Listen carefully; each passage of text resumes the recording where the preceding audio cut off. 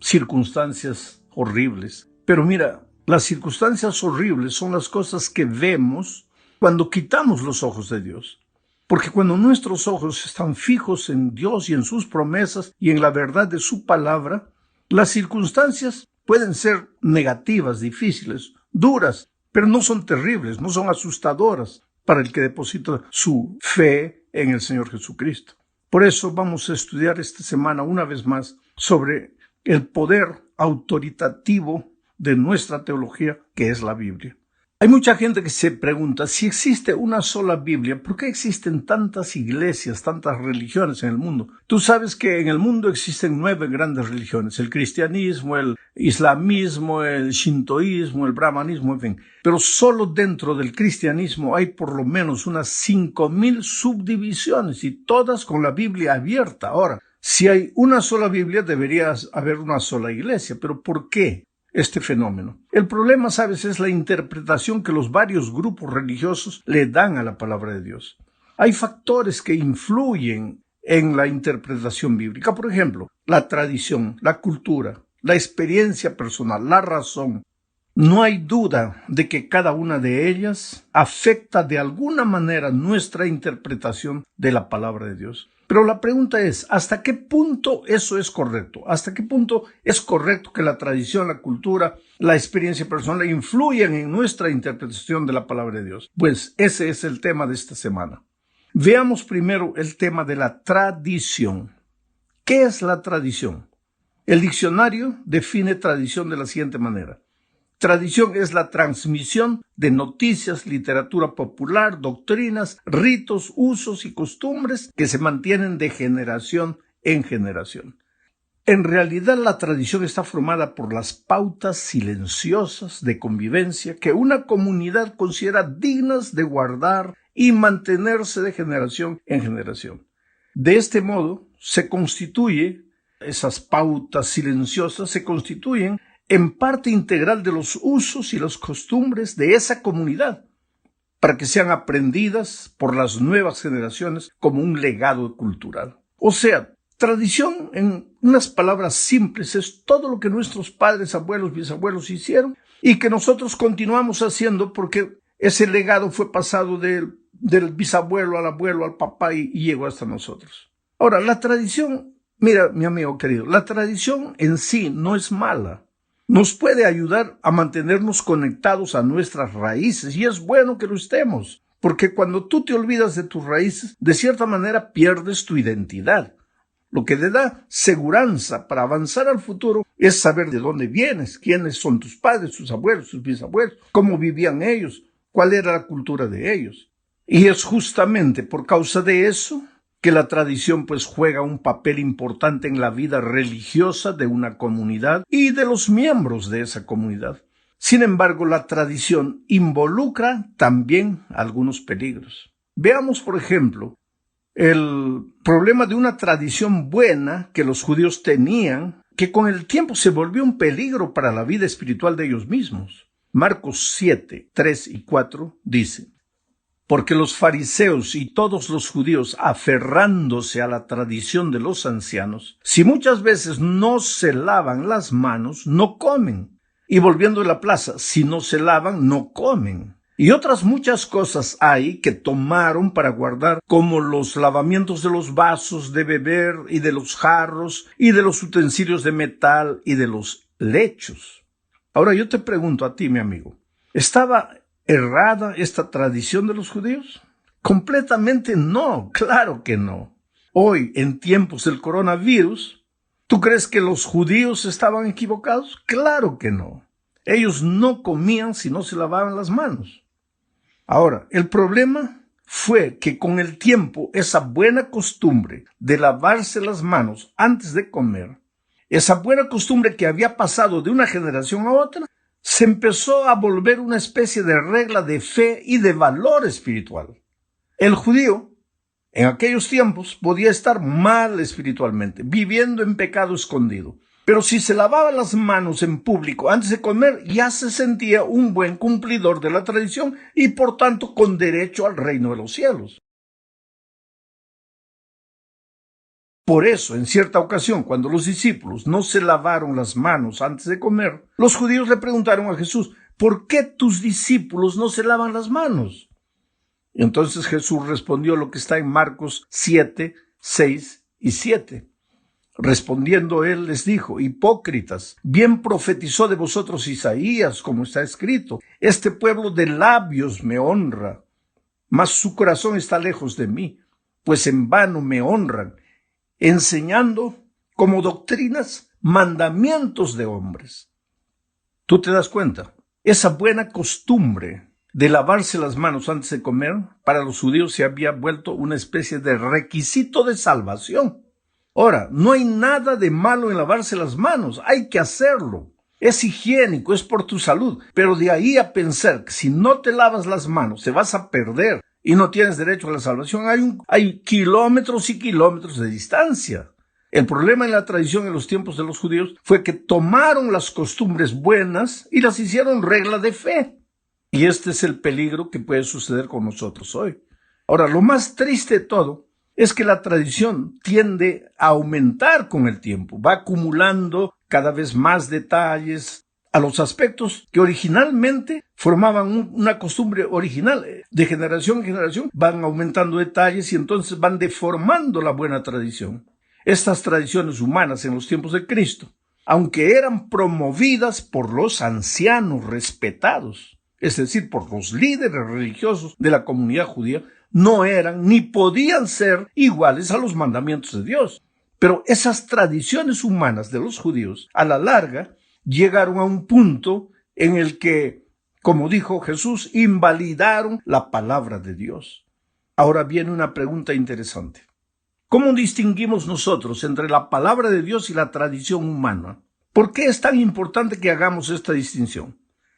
Bueno, la tradición generalmente es la suma de buenas costumbres del pasado que nuestros abuelos, bisabuelos hicieron, practicaron, que fueron pasando de una generación para otra, involucraban amor, cariño por nuestras raíces, pero esas costumbres no están basadas en la palabra de Dios, sino en las costumbres de los antepasados. Nuestra fidelidad, querido, no tiene que estar limitada a lo que hicieron nuestros abuelos y bisabuelos. Necesitamos ser leales al Dios vivo que ha revelado su palabra o su voluntad en la palabra escrita. Por lo tanto, la Biblia ejerce una autoridad que reemplaza a todas las tradiciones humanas. La Biblia está por encima y por sobre todas las tradiciones, incluso por encima de las tradiciones buenas. Hay que buscar, ¿tiene esta tradición origen en la palabra de Dios? ¿En qué parte de la palabra de Dios está basada esta buena costumbre que nuestros antepasados hacían? Te voy a hacer un ejemplo. Un día yo llegué a una iglesia, había un púlpito gigantesco, ¿sabe? Para mí gigantesco, ¿no? Un púlpito donde desde ese púlpito un hombre de 1,90 m, 2 metros podría predicar tranquilamente, porque el púlpito a él le daría un poquito arriba del ombligo.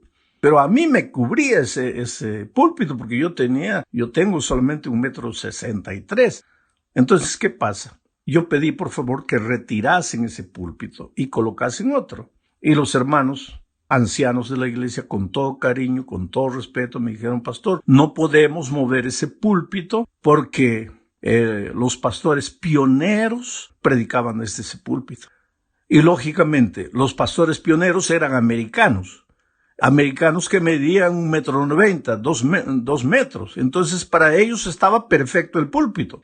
Pero yo soy, un peruano que mide 1,63 m. Para mí ya no estaba bien el púlpito, pero estos hermanos creían, y mira, la buena costumbre del tiempo pasado se había hecho una especie de regla de fe. Hoy día no importaba cuánto tú midieses, tenías que colocarte atrás de un púlpito gigantesco. Quiere decir, si tocabas eso era pecado, era un atentado contra nuestra historia, contra nuestros pioneros, contra lo que nuestros padres nos enseñaron. Ahí está el ejemplo. Ahora, ¿en qué parte de la Biblia dice que el púlpito debe ser de un determinado tamaño? Entonces, una buena costumbre para un tiempo se comenzó a hacer regla de fe para ese tiempo sin tener base en la palabra de Dios. Ese es el asunto que tenemos que tener en cuenta. Ahora hablemos de la experiencia. Este es el segundo punto de nuestra lección. El Evangelio no puede ser solo teoría. La doctrina que nos sale del papel no tiene mucho sentido. La teoría del Evangelio solo es poder cuando el verbo se hace carne, o sea, cuando la teoría se hace experiencia. La experiencia es la teoría hecha vida. Primero nacen las emociones en el corazón, después se transforma en acción. El cristianismo tiene que ser sentido, gustado, probado y después vivido. Eso es experiencia. Es lo que sientes y que te empuja a la acción, a vivir.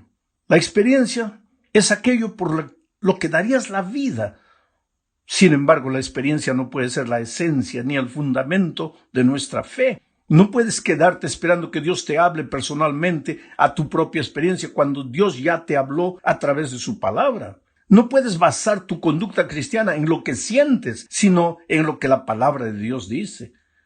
El sentimiento no está por encima de la palabra de Dios. Observa lo que dice Pablo en 2 Corintios, capítulo 11, versículo 3. Pero temo que como la serpiente con su astucia engañó a Eva, nuestros sentidos sean de alguna manera extraviados de la sincera fidelidad a Dios. Percibe el raciocinio de Pablo. La serpiente con astucia engañó a Eva. Y Pablo dice, mi temor es que nuestros sentidos, nuestros sentimientos, así como la serpiente, de manera astuta nos desvíen de la sincera fidelidad a Cristo. Tú puedes ser hasta sincero, pero si basas tu vida cristiana solo en lo que sientes, estás mal. Veamos el caso del paralítico, por ejemplo, en el tanque de Bethesda. Estaba paralítico, no podía andar, 38 años sin andar. Vino la palabra de Dios. Jesús le dijo, levántate, toma tu lecho y anda. Pero el paralítico no sentía nada, no sentía que estaba curado, estaba paralítico. Podría haberle dicho a Jesucristo, oh Señor, yo quisiera andar, sí, pero estoy paralítico, yo siento que estoy paralítico. Si hubiera hecho eso, el paralítico se hubiera quedado paralítico para el resto de la vida. Pero él, a despecho de lo que sentía, creyó en la palabra de Jesús y se levantó y anduvo. Entonces, querido, el sentimiento es bueno. El sentimiento le da sabor a la vida cristiana. Pero cuidado con normar tu vida cristiana solo por el sentimiento. Por eso Dios te dejó su palabra. En el tercer punto de este estudio veremos el papel de la cultura en la interpretación bíblica.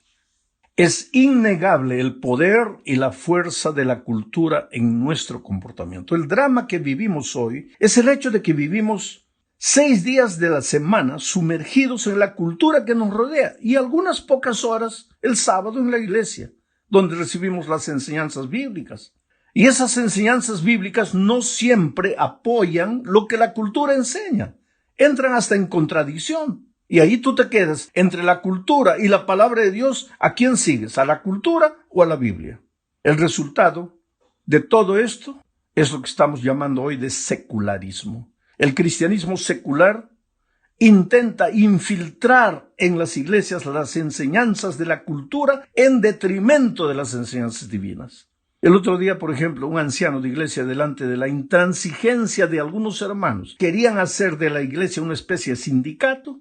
Me preguntó, pastor, ¿en todos los lugares es como aquí? Mi respuesta es, depende, querido. ¿Depende de qué? De la cultura. Tú sabes que el espíritu sindicalista está presente en todos los lugares, en todos los países, bajo diferentes ropajes. Y es lógico que esos mismos hermanos que participan de sindicatos, de agremiaciones de reivindicación durante 6 días, vienen a la iglesia y quieren que la iglesia también funcione como un sindicato. La palabra de Dios no tiene mucho valor para ellos. Lo que importa es, entre comillas, el mundo está cambiando y ¿por qué nosotros también no cambiamos? Quiere decir, si la cultura cambia, que la palabra de Dios también cambie. No es así. Yo podría dar otro ejemplo, pero no lo voy a hacer. Podría hablar sobre el homosexualismo, por ejemplo. En cierto país, alguien dijo, pastor, el homosexualismo en este país antes era prohibido. Hoy es aceptable. Pero si vamos así, dentro de poco será obligatorio. ¿Tú te das cuenta? La cultura cambió. Entonces nosotros también tenemos que cambiar. No, pues querido, la palabra de Dios es palabra de Dios eterna. Sus valores no cambian. ¿Cuál es el consejo de Cristo? Mira lo que Él dijo en su oración intercesora, Juan 17, 14 al 16.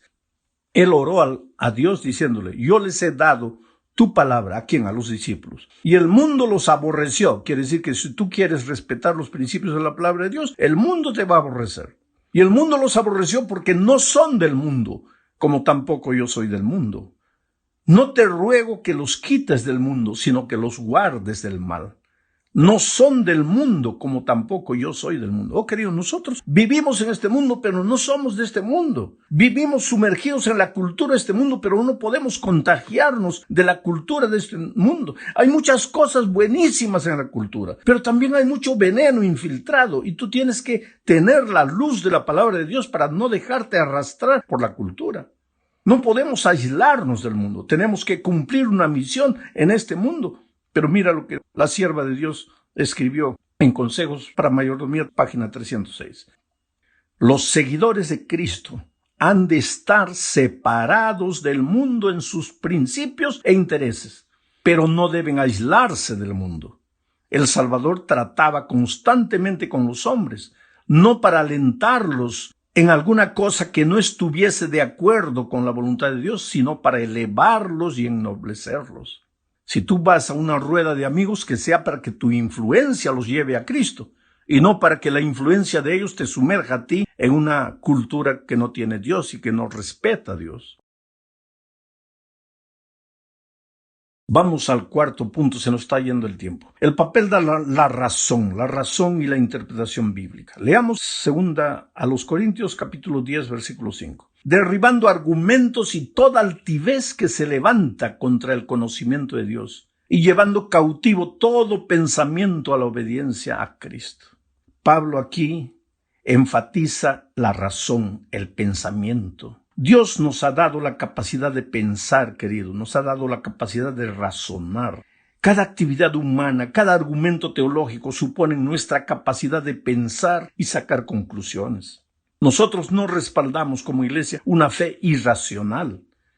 Sin embargo, a partir de la Revolución Francesa, la humanidad cambió. La razón humana asumió un papel nuevo y dominante en la humanidad. En la Francia del siglo XVIII, un grupo extremista propuso abolir el culto a Dios y sustituirlo por el culto a la razón. Se llegó a celebrar un culto a la razón en la Catedral de Notre Dame, en París, en la cual una hermosa actriz desempeñó el papel de la diosa razón. La historia nos cuenta también que Francia desató una guerra terrible con el fin de destruir al pueblo de Dios y a su palabra. En 1793, la Asamblea Revolucionaria promulgó una ley prohibiendo la lectura de la Biblia y se dio la orden de que se llevaran a la plaza pública todos los ejemplares de la Biblia, la palabra de Dios, para quemarlos como evidencia de que el gobierno no reconocía las Escrituras. Y eso está registrado en el Diario Oficial de noviembre de 1793, siglo XVII. Creo que anteriormente dijo 18, fue un error mío. Allí, en ese diario, se publicó lo siguiente, lo voy a leer a la palabra. La Sociedad Popular de la sección del museo da a conocer que los ciudadanos de esta sección, está hablando de París, han dado buena cuenta de todos los libros de la superstición y la mentira.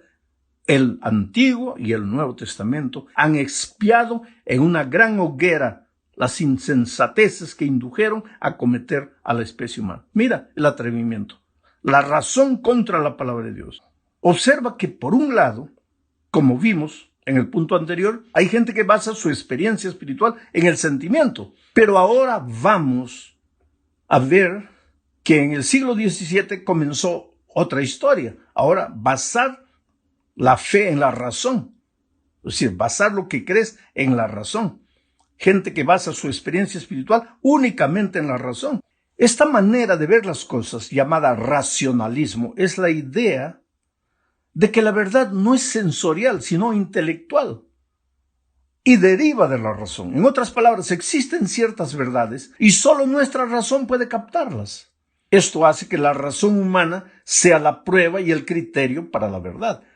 La razón se convirtió en la nueva autoridad ante la cual todo lo demás debe inclinarse, incluyendo la autoridad de la Iglesia y, lo que es más grave, la autoridad de la palabra de Dios. En el siglo pasado hubo un teólogo llamado Rudolf Bultmann. Él falleció en 1976. Él fue autor de la famosa teoría denominada la desmitologización de la Biblia. ¿Qué quiere decir eso? Él decía, si vamos a evangelizar,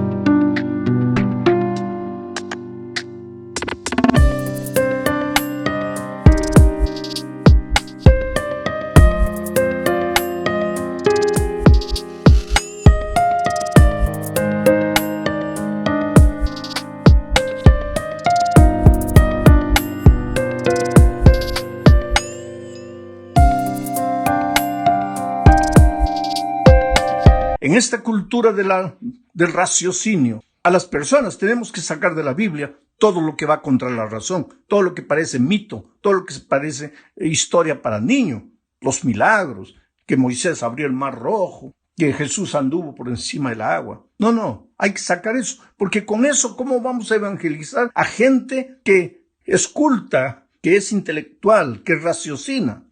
Y mira que este era un teólogo. Ahora, queridos, si nosotros le sacamos a la Biblia todo lo que no entra en la razón, pues no te va a quedar nada. Porque la Biblia no es un libro solo para raciocinar. Es un libro para creer, para tener fe, para ejercitar la fe.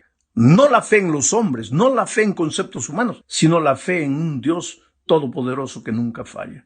Llegamos al fin de este estudio hablando de la autoridad de la Biblia. La Biblia es un libro absoluto porque es la palabra de un Dios absoluto. Ahora, esto ya viene contra la cultura relativista en la que vivimos, porque hoy día dice, no, la verdad es relativa.